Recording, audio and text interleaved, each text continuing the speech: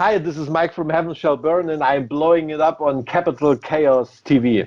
Where exactly are you, actually? I'm in Oakland, California. Oh, all right. So one of the reasonable states of the U.S. Have you been to the Bay Area before? I've been there. I think we once even played that area. We did one ever US tour in 2008, and I think we even played there. I mean, not we, because my father died on that tour, and I wasn't on that tour. I had a stand-in musician, but I think Heaven Shall Burn played the area. Yeah. Huh. I'm sure you did. And I have by myself as a tourist. I've been a lot to San Francisco and that area. I have also a lot of friends in Mendocino, so usually I fly to San Francisco and then go up the road to Mendocino. Yeah, and Port Frank, that area up there. Yeah. So first off, how are you doing today in these dark times during the pandemic? Well, Germany was prepared, luckily, really well, so it didn't hit us this hard. And I'm from the state of Thuringia in Germany, which is basically just lakes and forests anyway. So the lockdown in Thuringia is since 200 years, I would say. So nothing changed so much here. Would you say that Germany was better prepared than America? Well, I'm not an expert in about the situation in America. All I can say is that our chancellor seems to take the situation a lot more serious than Donald Trump does. That's for sure. And I mean, if you compare numbers per capita, I'd say Germany took it more serious a lot earlier. And maybe not because Germans are more intelligent or something like that, just because we had that example, Italy, just right in front of our house door, and we knew how bad shit can be. And that's why we came into a lockdown pretty early, and that's why we managed to deal with stuff a lot easier, I think. Yeah. When did you decide to go straight edge, and what kind of immediate changes did you experience? There was actually a moment when I didn't even know that something like straight edge existed. There was during 1 year, like 3 of my best friends died in car crashes under the influence of alcohol. And in different car crashes. And that was the point where I said, fuck it, I'm never drinking again anything, And like a few years later, I came into the hardcore scene and I found out, oh, wow, I'm straight edge. I didn't even know about that, and that was my way, yeah. And has it affected your consumption of food as well? Are you vegetarian as well? I'm a vegan since more than 20 years, yeah. But that has nothing with the straight edge thing to do, I think straight edge is a very personal thing. I don't judge people by the fact whether they're straight edge or not. There are a lot of straight edge assholes, and there are a lot of cool stoned people. I don't I don't care about that. Whereas veganism is a thing that has a real impact on the planet, I think. And of course, I don't judge people after they're eating meat or they're a vegan. Sure. I'm not doing that either. But I think that is something that that inflates influence to the outside, and that is a lot more important. So I'm talking a lot more about vegan stuff than the straight edge dimension of my attitude. This is Zoran Theodorovich with Capital Chaos TV. I have is Maik Weichert of Heaven Shall Burn on the phone. Did I butcher your name? No, that was pretty good. Actually, the pronunciation is Maik. It's just like your Mike from Michael. It's just a weird Scandinavian German written version of it. But you may call me Mike. You sound like somebody from Yugoslavia, actually. Your name. My parents were from Bosnia. Oh, all right. That's a great country. Very good soccer players there. Yeah, and basketball. And of course, and basketball. Sure. Are you a sporty fellow yourself? I do a lot of sports. Yeah, we are a pretty mountain-like state, so I do a lot of skiing, and I go swimming a lot, and I play. Don't laugh. I play volleyball, and soccer as well. Yeah, so there's lots of sports for me. Yeah. I know that lacrosse has become quite popular here in America as of late. Are you familiar with that sport?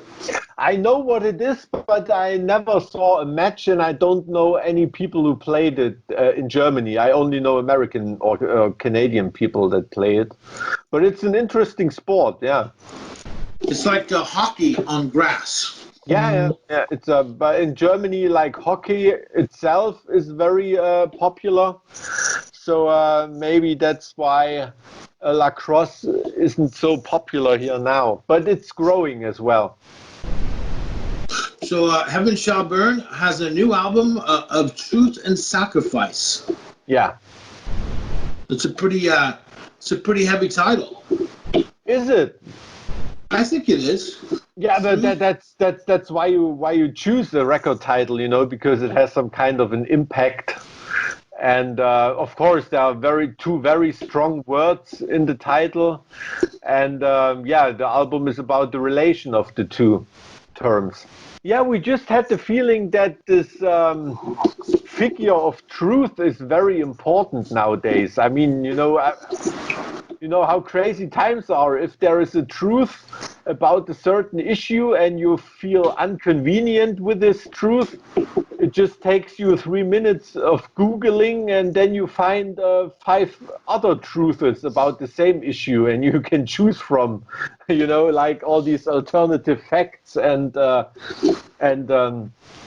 things. That is something that is really crazy. When I was a kid and I wanted to know about something, I just took a book from the shelf and I could read what is inside the book, and that was the same truth everywhere in the world. And nowadays, every politician, every journalist has alternative facts and an own truth about certain things, and that is something that I think is really, really strange, and of course we don't think that we as a band have the only truth about certain things where you can actually have a different opinion on. I don't care if somebody votes Democrats or Republicans. You can have different opinions about that.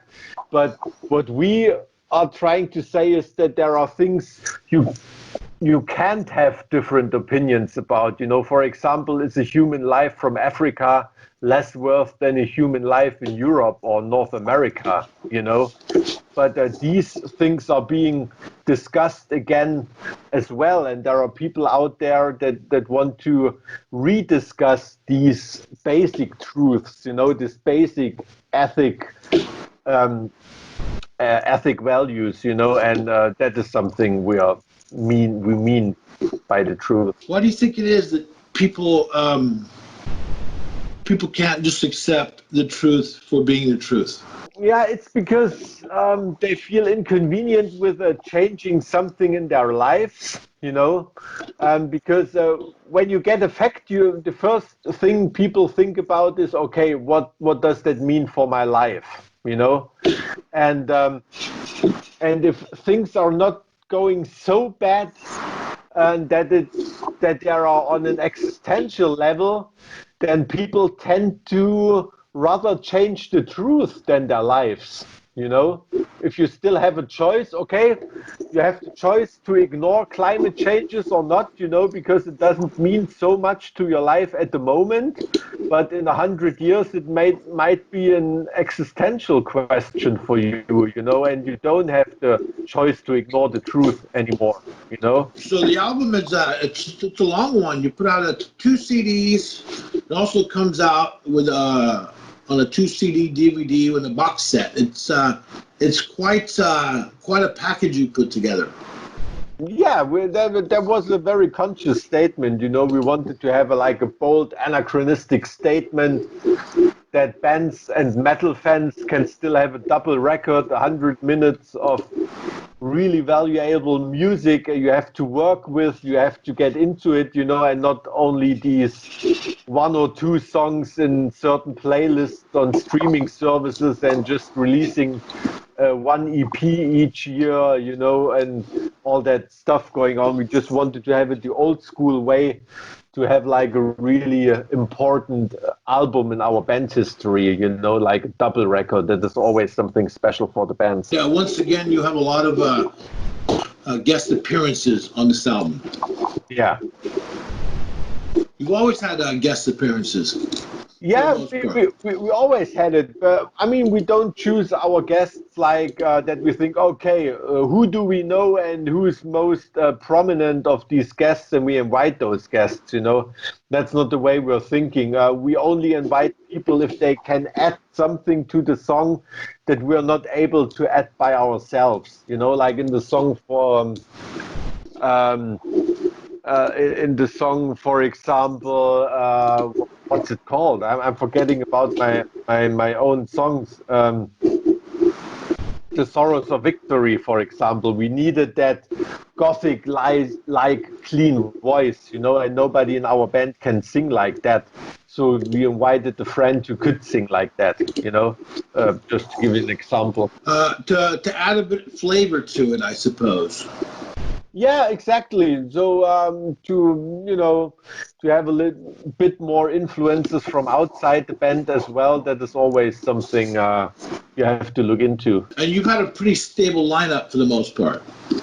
Yeah, that is something we're really proud of. I mean, we're really a bunch of friends playing in a band together. And even the people who are not in the band anymore are still good friends and can be heard on the new record as well. And that is always something we treasured. What do you attribute that to? I would say it's because we are not like a totally professional band. You know, we're not playing like 300 shows a year or something. We just maybe play 50 shows a year and just do the cherry picking, and still do stuff besides the band. You know, I go to university. Our drummer is a teacher. Our singer still works half days as a nurse in hospital. Not because we have to, we could live off the music, just because we love our jobs, you know. But if you have that balance in your life, it makes you treasure the music even more and the time with your friends in the band. You know, you just don't have the time to piss each other off. You're self-produced. You've been self-produced since Deaf to Our Prayers. Yeah. I guess that works for you. Why fix something that's not broken, right? Yeah, exactly. We always try to improve stuff from the basis we already have. You know, we're not the kind of guys that go try something totally different and totally new. We would be afraid of losing our trademarks with a work like that. But to be precise, actually, we are only self-produced since Deaf to Our Prayers because the guy who produced us before joined the band with Deaf to Our Prayers. So, yeah. With this release, is everything pretty much been recorded, comes out on this release? Were there any bonus tracks that you No, we actually we always release what we recorded. You know, that is because we don't write a song for 2 weeks and then we put it aside and start the next song or something. We always write a song until it's finished, you know. So that's why we release everything we wrote, you know. So when we start writing a song, maybe in the end there won't be a single riff from the songwriting start of the song in the song anymore, you know. So we always write on the song until it's finished, and that's why we always release what we recorded. So there is not any bonus material. No. It's a really good record. What kind of response have you received? Do you read reviews? Oh, thank you very much for your. Yeah, I do read a lot of reviews, especially the first reviews when they come in. That is always a very, very nervous time for musicians, you know, and musicians who claim to not be nervous when first reviews come in, they are just bloody liars, you know. Everybody is nervous. Everybody is nervous, and I'm really interested in reviews, especially the negative ones, because those are the ones that might show you something you can improve, you know. And so I'm always very interested in reviews that are not so good, but are written by somebody that I know that knows his shit, you know, and that makes you becoming better, you know, if you maybe listen to people that have to to criticize something about the record, you know. I mean, it's no problem to read 100 very positive reviews, you know. I mean, we did a great record, I know that by myself, otherwise we wouldn't have put it out, you know. But I'm interested in the stuff that is still not so good, you know. That's why I read negative reviews a lot. But unfortunately, there are not many negative reviews this time. So we made something right, I guess. Which writers or websites would you say are reliable per your tastes? Oh, that is a very tricky one. I mean, I'm not so familiar with like all the international websites and the American web scenes and stuff like that. I can name you a few German magazines like Metal.de, for example, or a magazine called Don't Laugh, Rock Hard.de. Yeah, there are people working that are really into the death metal and metal scene since ages, and they know everything, and I give a lot about their opinion, you know. What kind of difficulties did you have to overcome with the new record? What kind of what kind of challenges, if any? Well, it was a challenge. Like, we had one challenge that we didn't expect, because when we went to studio, we didn't have any deadlines. You know, that is something we totally wanted to avoid for this record. You know, so we went to studio and said, okay, we're going to write these songs, we're going to record these songs, and after that, we are talking about the release date after everything is finished. You know, and the challenge was to find the point where it's finished without a deadline. You know, you keep working and working and improving, and you're thinking, oh, it's still not perfect, and you maybe miss that point where it was perfect and start to misimprove things. You know what I mean? And that was quite a challenge, to find that point when the record is finished without having a deadline. And any new gear to the recording and live Heaven Shall Burn arsenal? We know only really new thing we tried was an Ibanez guitar with a bare knuckle Aftermath pickups in it. Those turned out to be really, really cool for the sound we wanted. That was the only new stuff we tried out. Does Europe still look to America for leadership? Well, Germany does, absolutely, but people in Europe are talking a lot about the fact that the US has to watch out not to fall behind other countries in the world, you know, like, while thinking still being the greatest and best country in the world, other countries are really closing the gap and are about to overtake, you know, and that is a big a big threat to the whole northern Atlantic treaty, you know, like to all the Western countries like Germany, France, Spain, the US, and so on. Yeah.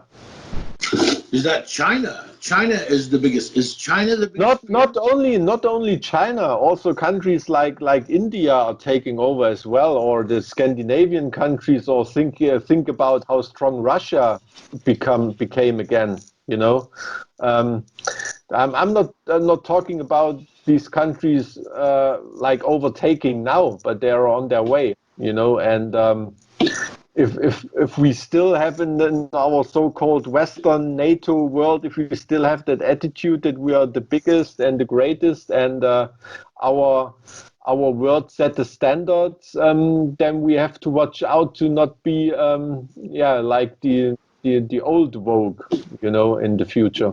How important is Entombed, and what band from your era still holds a godlike presence?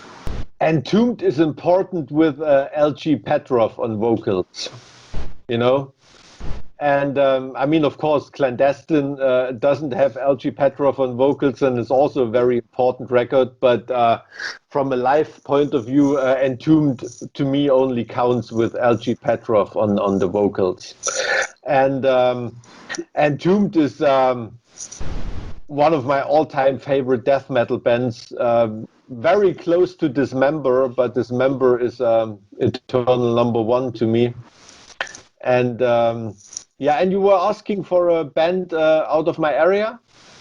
What band from your era still holds a godlike presence?